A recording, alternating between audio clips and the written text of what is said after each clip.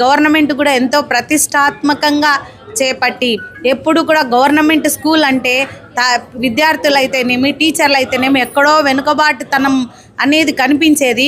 కానీ కార్పొరేట్ స్కూల్స్కి ధీటుగా మొదటి పేజీలో ఒక పెద్ద యాడ్ ఇవ్వడం అయితే కానీ వీడియోస్ కూడా గవర్నమెంట్ విద్యార్థులు ఎక్కడా కూడా 597 మార్కులు సాధించి ఉన్నతమైన రిజల్ట్ సాధించినారు. అది రాష్ట్రానికి గర్వకారణమని విద్యార్థులను ప్రోత్సహించిన విధానం అయితేనేమి మనందరం కూడా శ్లాఘించాల్సినటువంటి అవసరం ఉంది.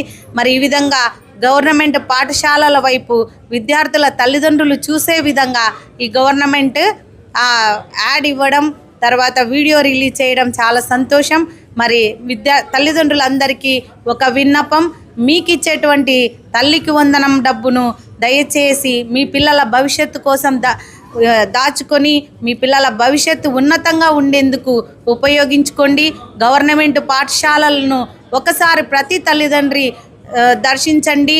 ఏ కార్పొరేట్ పాఠశాలలో లేని విధంగా లక్షల రూపాయలతో ఇవ్వబడినటువంటి IFB ప్యానెళ్ల ద్వారా మీ పిల్లలకు ఇక్కడ చదువు నేర్పిస్తున్నారు.